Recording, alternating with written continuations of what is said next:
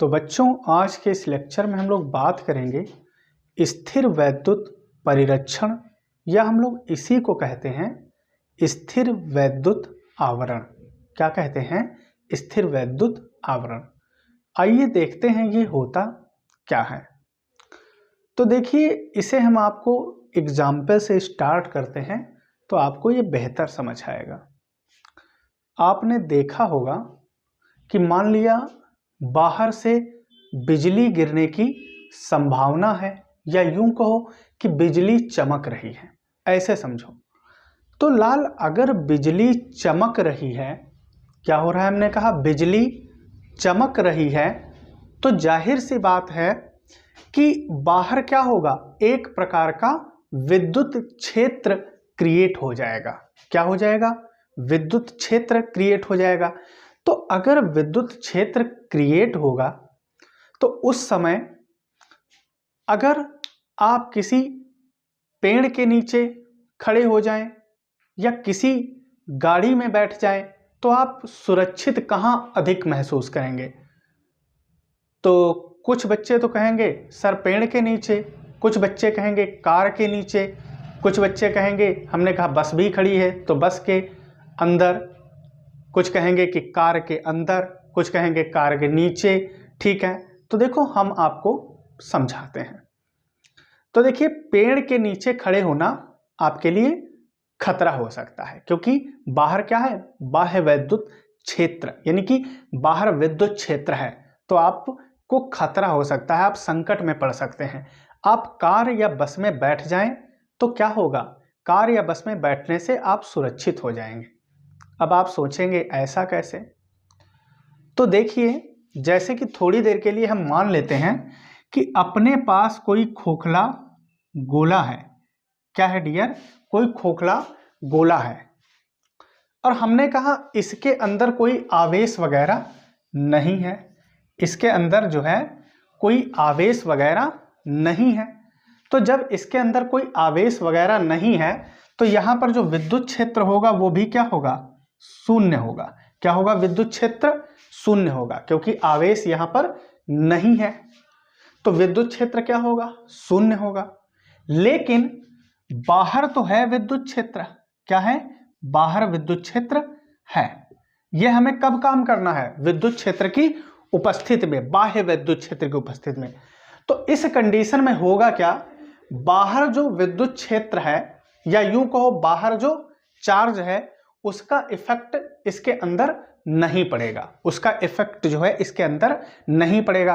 तो जब आप अंदर बैठेंगे तो आप क्या सुरक्षित अपने को पाएंगे? तो बस यार, बस या फिर कार के अंदर आप बैठेंगे तो वो आपके लिए क्या? वैद्युत परिरक्षण, यानी कि वैद्युत से आपकी कह सकते हैं क्या करेगा? रक्षा करेगा। जो बाह्य वैद्युत क्षेत्र है उससे आपको क्या करेगा? रक्षित करेगा। मतलब आप अपनों को सुरक्षित महसूस करेंगे। यानी कि हम ये कहेंगे आपके ऊपर एक रक्षा कवच बन गया। वो जो खोखला गोला, या बस किसका काम करेगा? खोखला गोला का। कार भी किसका काम करेगी? खोखला गोला का। यानी कि हम कहेंगे कि आपके ऊपर एक, ये कह सकते हो कि आवरण टाइप का ढक दिया गया। तो यानी कि इसी को हम इसलिए ये भी कह सकते हैं, क्या कह सकते हैं कि आवरण, वैद्युत परिरक्षण या वैद्युत आवरण। क्या कह सकते हैं? वैद्युत आवरण भी कह सकते हैं, या कहते हैं, आप सीधे कहिए। तो आपने देखा हमने क्या किया, यहां पर जो है किसी स्थान को क्या किया? ढक दिया। जिसमें आप बैठे हो वो एक छोटा सा क्षेत्र ही तो है, या कहो किसी स्थान को ढक दो। तो इस प्रकार क्या कहेंगे? अगर किसी क्षेत्र को, स्थान को हम क्या करें? ढक दें, या कहो रक्षित कर दें, तो इस प्रक्रिया को क्या कहेंगे? वैद्युत परिरक्षण कहेंगे। क्या कहेंगे? वैद्युत परिरक्षण कहेंगे। तो आप देखिए डियर, यहां पर हमने आपको वही दिखा रखा है। क्या दिखा रखा है? हमने कहा था, अगर अभी एग्जाम्पल समझाया, अगर बिजली जैसे चमक रही है, इसका मतलब बाहर क्या है? बाह्य वैद्युत क्षेत्र की क्या है? उपस्थिति है। तो बाह्य विद्युत क्षेत्र की उपस्थिति में, अभी आपने देखा आप कार में बैठे तो ये एक विशेष प्रकार का स्थान बन गया, या हमने कहा विशेष प्रकार का एरिया हमने रक्षण के लिए यानी कि रक्षित करने के लिए क्या कर ली, कवर कर ली। तो बाह्य विद्युत क्षेत्र की उपस्थिति में किसी विशिष्ट स्थान या फिर हमने कहा क्षेत्र को हम क्या करें, रक्षित करें, या कहो सुरक्षित रखने की जो प्रक्रिया होती है इसे हम क्या डियर कहते हैं, स्थिर वैद्युत परिरक्षण कहते हैं, या स्थिर वैद्युत परिरक्षण कहलाती है। या आपने देखा जब आप इसके ऊपर बैठे हो तो ये आपके ऊपर एक क्या रक्षा कवच, सुरक्षा कवच यानी कि किसका काम कर रहा है, आवरण, या कहो आवरण का कार्य कर रहा है। तो इसी को हम इसलिए क्या कहते हैं, स्थिर वैद्युत आवरण भी कहते हैं।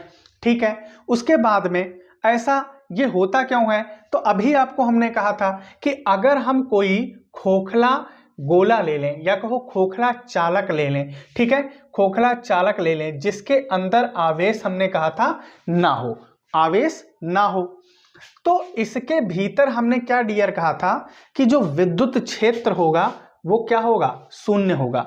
क्या होगा, विद्युत क्षेत्र जो है वो शून्य होगा।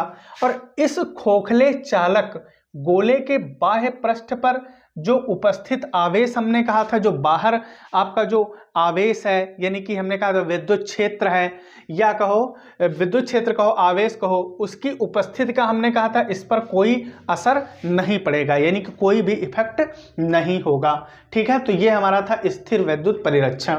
फिर इसके अनुप्रयोग की बात करें तो नंबर 1 अभी हमने कहा था कि यदि बिजली चमक रही हो तो पेड़ के नीचे खड़े रहना सुरक्षित होगा, या किसी बस या कार में बैठना या उसके अंदर बैठना सुरक्षित होगा। तो किसी बस या कार में पेड़ के नीचे खड़े रहने की अपेक्षा अधिक सुरक्षित होगा। या कभी कभी आपसे इस प्रकार से प्रश्न पूछ सकता है कि यदि बिजली चमक रही है, यदि बिजली चमक रही है तो पेड़ के नीचे या बस में बैठना या कार में, इनमें से किसमें बैठना अधिक सुरक्षित होगा, या पूछ लेगा ऐसा क्यों होता है।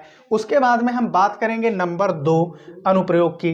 तो जैसे कि सुग्राही, तो सुग्राही का मतलब जो बच्चा होता है वो होता है सेंसिटिव। क्या होता है लाल मेरा, सेंसिटिव होता है। तो जैसा कि आप जानते हैं कि जैसे कोई विद्युत उपकरण है, मीन्स ऐसा विद्युत उपकरण जिसकी सेंसिटिविटी क्या है, बहुत ज़्यादा है, बहुत ज़्यादा है, तो उस सेंसिटिव विद्युत उपकरण को आपको अगर बाह्य विद्युत क्षेत्र से बचाना है तो उसे हम क्या करेंगे, हम उसे किसी खोखले चालक या कहो खोखले आवरण से, खोखला चालक ही कहो, उसे क्या करेंगे, खोखले चालक से क्या करेंगे, कवर कर देंगे, मतलब उसको लगाएंगे, उसके ऊपर कोई खोखला चालक लगा देंगे, तो वो होगा क्या, बाह्य विद्युत क्षेत्र से क्या होगा, सुरक्षित हो जाएगा, और उसके हम कहेंगे खराब होने के जो चांस हैं वो ना के बराबर हो जाएंगे। तो इस प्रकार किसी सुग्राहिक विद्युत उपकरण या कहो सुग्राही विद्युत उपकरणों को बाह्य विद्युत क्षेत्र की उपस्थिति में सुरक्षित रखने के लिए खोखले चालक से ये क्या होते हैं, ढक दिए जाते हैं। क्या होते हैं, ढक दिए जाते हैं, या कहो ढक दिया जाता है। तो ये बच्चा था हमारा स्थिर वैद्युत परिरक्षण। तो बच्चों हम आशा करते हैं कि हमारा वीडियो आपको पसंद आया होगा। अगर हमारा वीडियो आपको पसंद आया तो वीडियो को लाइक करिए, शेयर करिए, और अगर अभी तक आपने हमारे चैनल को सब्सक्राइब नहीं किया तो चैनल को सब्सक्राइब करिए। और आज के इस लेक्चर में बस इतना ही, मिलते हैं अगले लेक्चर में। धन्यवाद।